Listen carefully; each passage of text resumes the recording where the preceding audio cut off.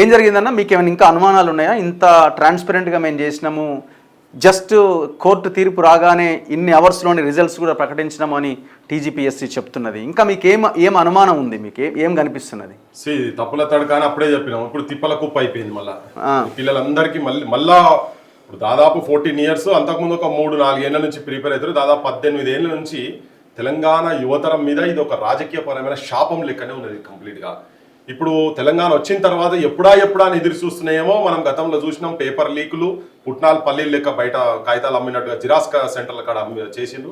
తర్వాత మళ్ళా తంబు లేకుంటే దాని ఒక కథ అయింది, 2 సార్లు అయిపోయి మళ్ళా పెట్టిన తర్వాత కూడా ఇది కూడా మొత్తం జడ్జి 220 పేజీల సింగిల్ జడ్జి మొత్తం దాని అంతా క్లియర్ కట్ గా ఒక్కొక్కటి చెప్పి ఇప్పుడు ఇంతకుముందు చెప్పిన సెంటర్స్ కి సంబంధించి 18, 19 కావచ్చు 71 పోస్టులు ఒకటే దాంట్లో వచ్చి అసలు ఎక్కడ ట్రాన్స్పరెన్సీ లేదు, ఎవరికి అకౌంటబిలిటీ లేదు కదా, బాధ్యత లేనట్టుగా మొత్తం చేసిరు అనేది వచ్చిన తర్వాత ఇప్పుడు మళ్ళీ రిజల్ట్స్ ప్రకటించిన తర్వాత కూడా ఎంత గే మిస్టేక్ ఉంటుంది అక్కడ. మెయిన్స్ అనే వాటి కూడా దీంతో ఏంటంటే ఇప్పుడు దాని లోపడిపోతే ఇప్పుడు మీరు యూపీఎస్ ఇప్పుడు మెయిన్స్ అంటే ఏదో టైప్ చేస్తుంటే కొంచెం అటు ఇటు అయిందేమో కాదబ్బా, ఇది కూడా నాన్ సీరియస్ ఉంటే నువ్వు రిజల్ట్స్ గురించి ఏం సీరియస్ ఉన్నట్టు వీళ్ళు అసలు రాత్రి ఇది ఏంది ఆగమేఘాల మీద చేసుడు ఏంది. ఇప్పుడు అపాయింట్మెంట్ లెటర్స్ ఇస్తారట.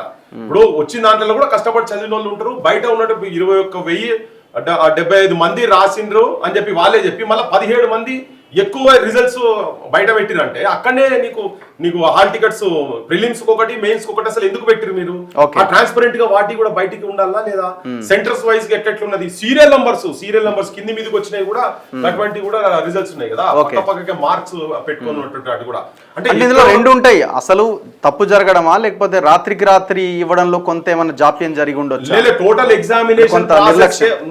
ఎగ్జామినేషన్ ప్రాసెస్ వీళ్ళు కావాలని ఎక్కడో ఇంటెన్షన్స్, వీళ్ళ రాంగ్ ఇంటెన్షన్స్ ఉన్నాయి, వాళ్ళకి సంబంధించిన వాళ్ళకి తీసుకొచ్చుకొని పెట్టిండ్రు ఇల్లీగల్ గా అనేది చాలా క్లియర్ కట్ కనబడ్డది. అది గత జడ్జిమెంట్ లో కూడా ఉన్నది. మరి ఏమైందేమో తెలియదు.